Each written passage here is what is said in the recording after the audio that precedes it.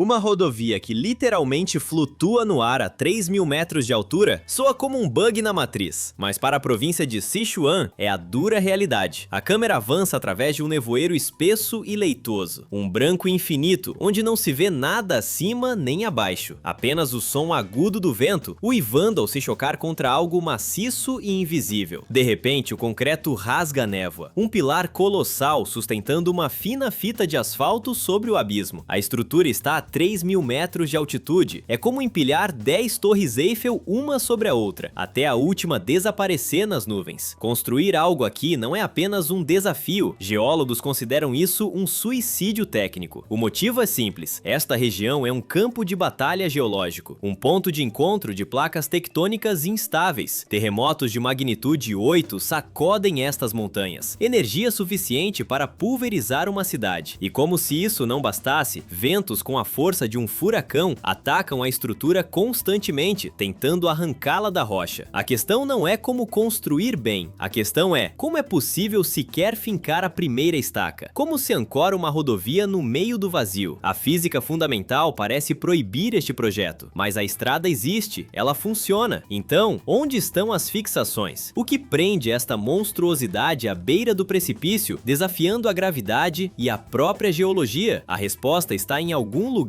lá embaixo, escondida da vista.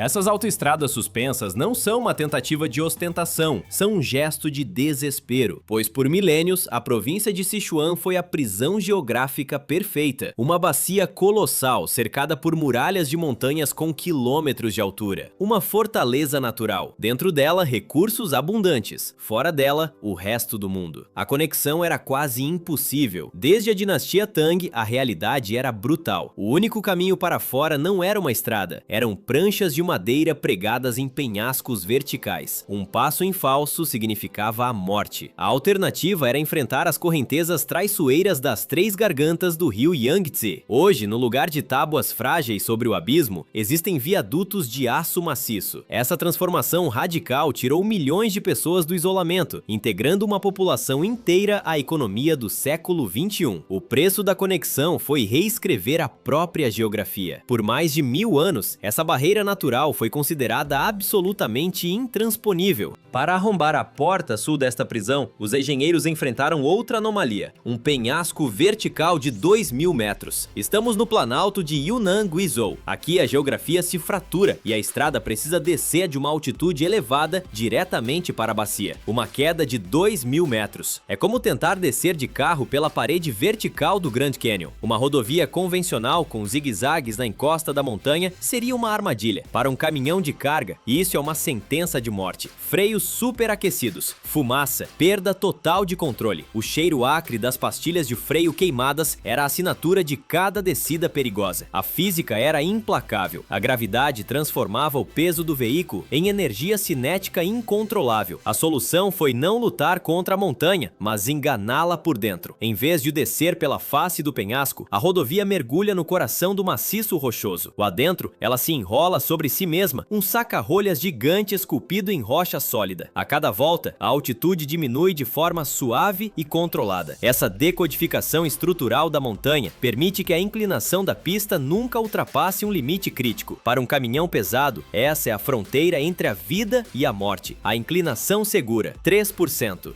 Se no sul a gravidade teve que ser enganada com astúcia, a Porta do Norte exigiu força bruta, animal. No caminho estavam as montanhas Qinling, uma muralha de 100 quilômetros de granito puro. O desafio aqui não era a altitude, era a densidade. A rocha maciça se estende por uma distância equivalente à de São Paulo ao Guarujá, mas na vertical, formando uma barreira quase impenetrável. A solução não poderia ser contornar, teria que ser atravessar. A força bruta dos escudos tuneladores inteligentes foi a resposta. Máquinas projetadas para devorar o granito mais extremo. O som, um ruído ensurdecedor de rocha super dura sendo esmagada sob dentes de aço. Mas a força bruta por si só é cega. Cada avanço era controlado por um sistema nervoso de alta tecnologia. Sensores a laser monitoravam qualquer movimento tectônico em tempo real, garantindo que o túnel não se tornasse uma armadilha. O resultado é um corredor de engenharia radical. 90 90% de toda a rota corre no subsolo ou em viadutos. 100 quilômetros de rocha sólida, perfurados. Tudo para um trem atingir 250 km por hora na escuridão. Hoje, a violência da construção desapareceu. Dentro do vagão, resta apenas o silêncio e a velocidade, rasgando o coração da montanha. A perfuração clássica não funciona aqui, então os engenheiros foram ao extremo. Eles decidiram construir estradas que levitam, pairando sobre as montanhas. Assim nasceu a Via Expressa Yaxi. A estrada conecta Ya'an a Xichang ao longo de 240 quilômetros. Mas o impressionante não é a distância, é a ascensão. A cada quilômetro percorrido, a via ganha 7,5 metros de altura, uma subida constante e implacável em direção às nuvens. O nome local é literal, a estrada acima das nuvens. O viaduto Lavagem define essa ambição. Seus pilares centrais têm 229 metros de altura, isso é um arranha-céu de 70 andares. E em seu topo, caminhões avançam a toda velocidade. A imagem é de uma rigidez absoluta, mas é uma ilusão. A estrutura é projetada para ser flexível. Durante um terremoto, a base de concreto maciço ancora o pilar. O topo de aço flexível absorve a onda de choque. O pilar inteiro oscila, mas não se fratura. Uma prótese de engenharia, viva e pulsante, integrada à montanha. Conduzir aqui é voar. Na altura do viaduto Ganhaizi, a 2.500 metros de altitude, o mundo desaparece. Abaixo das rodas, apenas um mar denso de nuvens, escondendo o abismo fatal. Só o céu e o asfalto são visíveis, uma sensação de vazio absoluto. Para construir algo tão alto em um solo instável, o peso era o inimigo. A solução foi um paradoxo de engenharia. Para minimizar a massa da estrutura, os engenheiros usaram tubos de aço ocos, tubos que depois foram preenchidos com concreto. A rodovia Yasi, com seus pilares de 229 metros, parece um milagre excessivo, mas é uma medida forçada. Nas montanhas Renduan, a uma altitude de 4.000 metros, a natureza literalmente rejeita qualquer concreto padrão. Este é o oeste de Sichuan, o vestíbulo do Tibete, um território onde os engenheiros não lutam apenas contra a rocha, mas contra o permafrost, o solo perpetuamente congelado que destrói fundações. O ar rarefeito reduz a eficiência das máquinas e a terra treme constantemente. As estruturas precisam ser flexíveis o suficiente para suportar terremotos de magnitude 8. Magnitude 8, sem colapsar. É por isso que cada quilômetro de construção nesta zona custa 10 vezes mais do que nas planícies, não apenas pela logística, mas pela necessidade de blindar cada metro de encosta contra deslizamentos de terra. É um custo financeiro e tecnológico brutal. Esta é uma batalha de resistência, onde a engenharia humana se mede diretamente contra as forças mais brutais da natureza.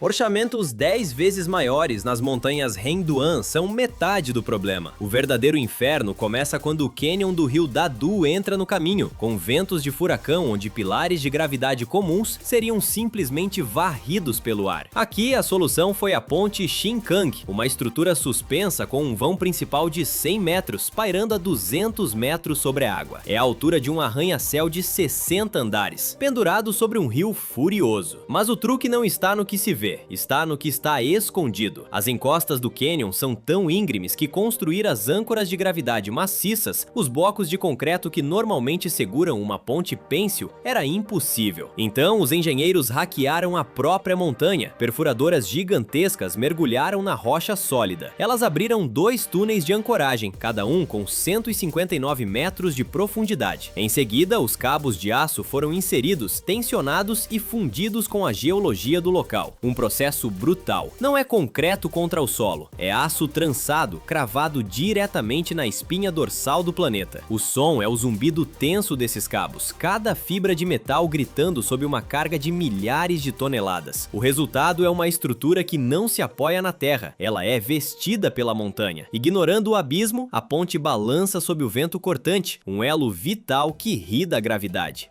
Mas como lançar esses blocos de concreto pesadíssimos sobre cânions de 200 metros como o do rio Dadu sem construir andaimes? A resposta é uma combinação de ferro pesado e automação. Entra em cena o protagonista indiscutível, a ECLJ 900/32, apelidada de o monstro construtor de pontes. É uma fábrica móvel de viadutos com 92 metros de comprimento. Seu peso, 580 toneladas. Uma estrutura do tamanho de um campo de futebol rastejando pelo ar. O processo é uma coreografia de engenharia. A máquina transporta uma viga de concreto pré-fabricada de centenas de toneladas até a beira do pilar recém-terminado. Ouve-se o zumbido pesado da hidráulica e o esmagar do concreto sob suas rodas. Então, ela avança sobre o abismo, estendendo suas pernas de apoio até alcançar o próximo pilar. Seu peso colossal se transfere para frente. Como essa fábrica de 580 toneladas não despenca no vazio, com a estrutura firmemente apoiada, ela desliza a viga de concreto para frente e a deposita no lugar com precisão milimétrica, sem andaimes, sem operários suspensos sobre o abismo, apenas a máquina e o vazio, uma automação brutalmente eficiente. Projetos que normalmente exigiriam décadas de trabalho, esses robôs gigantes finalizam em apenas 5 anos, levantando a questão sobre o verdadeiro preço de tamanha velocidade.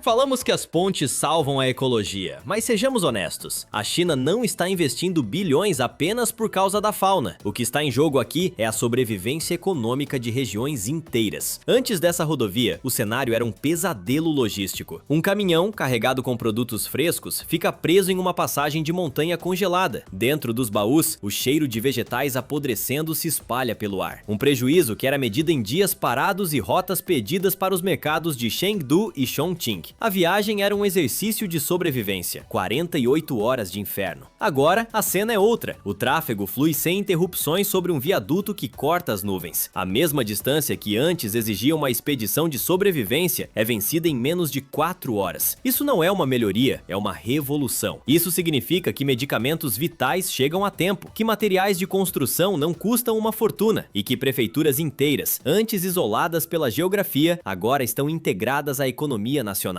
O resultado é uma queda brutal no custo de cada frete, transformando o mapa econômico da região. Mas se o tempo de viagem caiu para 4 horas, por que construir viadutos caríssimos em vez de simplesmente dinamitar a montanha? A resposta é uma questão de sobrevivência. As montanhas de Sichuan não perdoam. Esta região é uma zona de colisão tectônica ativa, onde a rocha é fraturada e geologicamente instável. Fazer um corte na encosta para uma estrada tradicional é como armar uma armadilha geológica, polvidando a deslizamentos de terra constantes. Um corte errado, uma estrada enterrada, vidas perdidas. É por isso que a engenharia aqui não se trata de ecologia por moda, mas por pragmatismo. Ao elevar a rodovia sobre pilares, os engenheiros evitam destruir a vegetação que segura o solo e mantém abertas as rotas de migração de animais. Além disso, sistemas de tratamento na rodovia Yaxi garantem que a água usada na construção retorne limpa aos rios, impedindo que sedimentos sufoquem os cursos d'água e causem mais erosão. A China entendeu uma verdade brutal. A infraestrutura construída sobre um terreno hostil precisa ser resiliente. No final, a manutenção de uma estrada barata escavada na rocha custaria muito mais caro do que o investimento inicial em uma ponte de alta tecnologia. Mas se você acha que vencer os deslizamentos de terra foi o limite, você conhece mal os engenheiros chineses. As rodovias já estão no seu máximo, chegou a hora dos trens. A próxima fronteira é a ferrovia Sichuan-Tibete, talvez o projeto de engenharia mais desafiador da história. O orçamento? 40 bilhões de euros, um valor maior que o produto interno bruto de alguns países europeus, investido para perfurar um único trecho de rocha. O trecho final entre Ya'an e Ningxi atravessa o Canyon Yarlung Tsangpo, o mais profundo do mundo. A broca penetra a rocha viva, o vapor sobe da pedra superaquecida. No subsolo, engenheiros operam em um calor infernal. Eles precisam abrir túneis de mais de 30 quilômetros de comprimento. Lá dentro, um calor sufocante. A rocha atinge 40 graus Celsius e a pressão da montanha é imensa. Isto não é apenas a construção de uma ferrovia, é um testemunho de como a tecnologia e a vontade humana podem dobrar a geografia mais hostil. E a perfuração continua, metro a metro, devorando a rocha. Perfurar rochas a mais de 40 graus não é mais apenas uma obra, é uma declaração descarada de domínio mundial em engenharia. A história de Sichuan é a crônica dessa transformação radical, de uma armadilha montanhosa isolada por séculos a um laboratório global de engenharia extrema, onde o impossível é apenas mais um problema de orçamento e vontade. Para expor os mecanismos ocultos por trás dessas mega estruturas, estruturas, nós usamos simulações de inteligência artificial neste vídeo. Elas nos permitiram visualizar as tensões, as temperaturas e as pressões invisíveis a olho nu. Um detalhe técnico, uma falha catastrófica. Se você, como nós, é obcecado por esse nível de detalhe, curta o vídeo e se inscreva para mais investigações como esta. Mas agora, a pergunta é para você. De tudo que mostramos, qual estrutura pareceu a mais difícil de conquistar? Deixe sua opinião nos comentários. A geografia não dita mais as regras.